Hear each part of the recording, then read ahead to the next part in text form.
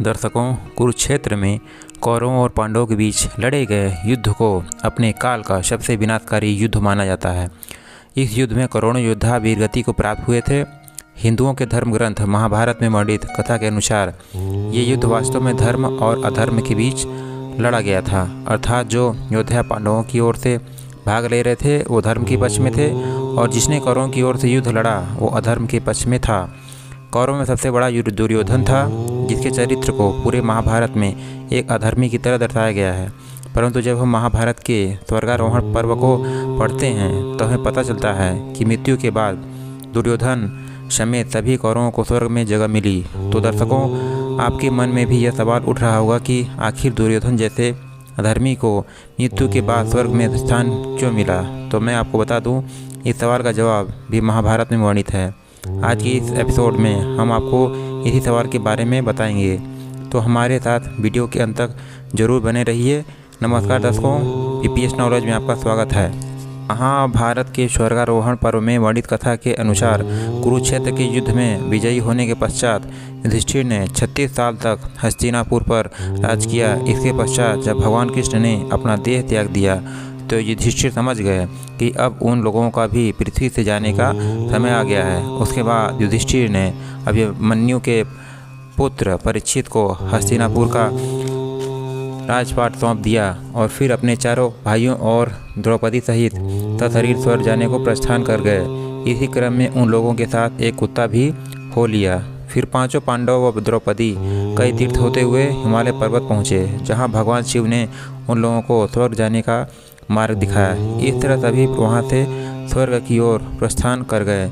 इसी क्रम में सबसे पहले द्रौपदी, फिर नकुल, सहदेव, उसके बाद अर्जुन और फिर भीम एक एक करके नीचे गिर गए। अंत में युधिष्ठिर और उनके साथ रहा कुत्ता सशरीर स्वर्ग के द्वार पर पहुँचे, जहाँ धर्मराज ने कुत्ते को अंदर जाने से रोक दिया। तब युधिष्ठिर ने धर्मराज से कहा, भगवान, मैं इस कुत्ते के बिना स्वर्ग के अंदर नहीं जा सकता। इसके बाद वह कुत्ता, जो वास्तव में स्वयं धर्मराज ही थे, अपनी वास्तविक रूप में आ गए। इसके बाद युधिष्ठिर सशरीर स्वर्ग पहुँचे। स्वर्ग लोक में पहुँचकर धर्मराज युधिष्ठिर ने देखा कि दुर्योधन सर्वज्ञ की शोभा संपन्न हो तेजस्वी देवताओं तथा पुण्य कर्म साध्य गणों के साथ एक दिव्य सिंहासन पर बैठकर सूर्य के समान देदीप्यमान हो रहा है।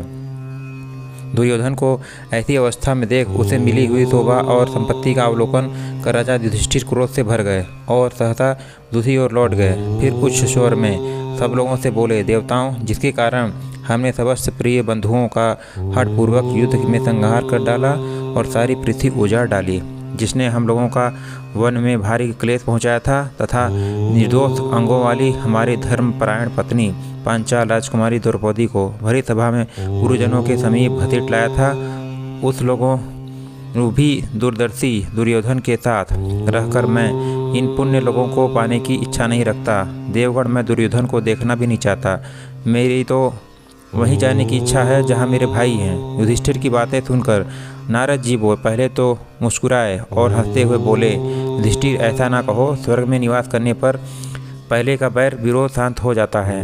महाबाहु युधिष्ठिर, तुम्हें राजा दुर्योधन के प्रति किसी तरह ऐसी बात मुँह से नहीं निकालनी चाहिए, क्योंकि दुर्योधन ने कुरुक्षेत्र में अपने शरीर की आहुति देकर वीरों की गति पाई है, जिन्होंने युद्ध में देवतुल्य तेजस्वी तुम समस्त भाइयों का डटकर सामना किया है। इतना ही नहीं, दुर्योधन महान भय के समय भी निर्भय बना रहा। उन्होंने क्षत्रिय धर्म के अनुसार तुम सबसे युद्ध किया, इसलिए अधर्म का भागीदार होते हुए भी इस दिव्य लोक में विराजमान है।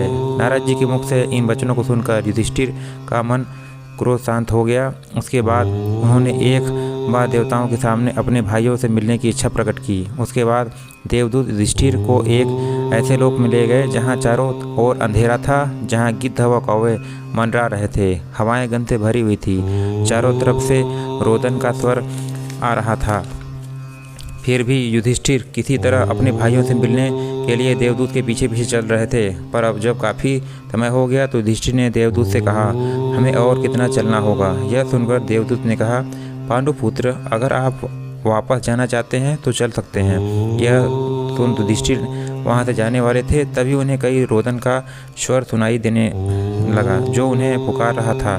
और जब वह उस आवाज़ के नज़दीक गए तो उन्होंने देखा वहाँ उनके सभी भाई मौजूद थे। इतने में ही वहाँ अन्य देवताओं भी पहुँच गए और वह जगह स्वर्ग की तरह देवी अपमान हो गया। यह देख युधिष्ठिर ने पूछा, हे देवगण, ये क्या था? तब देवताओं ने बताया कि आपने अश्वत्थामा के वध के बारे में झूठ फैलाया था, इसलिए आपको कुछ समय के लिए नरक में रखा गया। अब आप स्वर्ग की ओर अपने भाइयों के साथ प्रस्थान करें। उसके बाद पांचों पांडव और द्रौपदी स्वर्ग की ओर चल दिए और वहां पहुंचकर जब भीम ने देखा कि दुर्योधन समेत सभी कौरव वहां पहले से मौजूद हैं, तो उन्होंने युधिष्ठिर से पूछा कि भैया, दुर्योधन ने अपने आजीवन पाप ही किया, उसने कभी कोई अच्छा काम नहीं किया, फिर इसे स्वर्ग क्यों मिल गया? भगवान से न्याय में भी कोई गलती हो गई क्या? तब धर्मराज युधिष्ठिर ने बताया कि अपने पूरे जीवन में दुर्योधन का ध्येय एकदम स्पष्ट था। उसी उद्देश्य की पूर्ति के लिए हर संभव कार्य किया। चूँकि दुर्योधन को बचपन से ही अच्छे संस्कार नहीं मिले, इसीलिए वह तज का साथ नहीं दे पाया। लेकिन मार्ग में चाहे कितनी भी बाधाएं क्यों न आई हों, दुर्योधन अपने उद्देश्य पर कायम रहा। दृढ़ संकल्पित रहना ही उसकी अच्छाई साबित हुई और इसी कारण उसे सारे अधर्म कार्य करने के पश्चात भी स्वर्ग मिला, नरक नहीं। युधिष्ठिर की बातें सुनकर भीम की जिज्ञासा शांत हुई और उसके बाद कुछ समय तक कौरवों और पांडवों ने बड़े ही सुखीपूर्वक स्वर्ग में समय व्यतीत किया। तो दर्शकों, उम्मीद करता हूँ कि मेरी आज की वीडियो आपको पसंद आई होगी। यदि आपको पसंद आई हो तो लाइक सब्सक्राइब करना ना भूलें। धन्यवाद।